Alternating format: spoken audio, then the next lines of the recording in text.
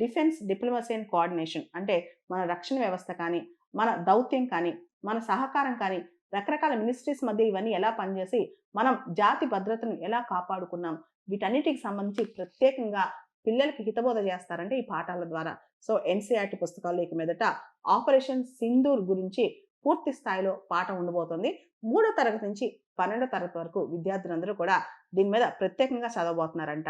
అంతేకాదు రీసెంట్‌గా మనకు తెలుసు నేషనల్ ఎడ్యుకేషన్ పాలిసీలో కూడా ఒక మాట ఉంది.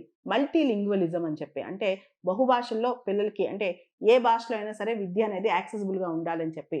దానికి సంబంధించి బడ్జెట్‌లో 2025 యూనియన్ బడ్జెట్‌లో భారతీయ భాషా పుస్తక్ స్కీమ్ అని చెప్పి ఒక ప్రత్యేకమైన స్కీమ్‌ని అనౌన్స్ చేశారనమాట. దానిలో భారతీయ భాషల్లో డిజిటల్ టెక్స్ట్ బుక్స్ అందుబాటులోకి తీసుకొస్తారు. ప్రైమరీ ఎడ్యుకేషన్, హైయర్ ఎడ్యుకేషన్ చదివే పిల్లలందరికీ కూడా అంటే స్టూడెంట్స్ ఎవరైతే చిన్న పిల్లలు ఉంటారో హైయర్ ఎడ్యుకేషన్ కావచ్చు, ప్రైమరీ ఎడ్యుకేషన్ కావచ్చు వాళ్ళందరికీ కూడా పుస్తకాలు అందుబాటులోకి తీసుకొస్తారు. అనేక భారతీయ భాషల్లో అన్నమాట. అంటే లెర్నింగ్ మెటీరియల్స్ కానీ, టెక్స్ట్ బుక్స్ కానీ ఇవన్నీ కూడా రకరకాల లాంగ్వేజెస్‌లో ఆన్‌లైన్‌లో అవైలబుల్‌గా ఉంటాయి. దీనివల్ల విద్య అనేది అన్ని భాషల వాళ్ళకి యాక్సెసిబుల్‌గా, ఇంక్లూజివ్‌గా ఉంటది. ముఖ్యంగా నేషనల్ ఎడ్యుకేషన్ పాలిసీలో ఉన్న మల్టీ లింగ్వలిజం అనే కాన్సెప్ట్‌ని ప్రమోట్ చేస్తాం అన్నమాట.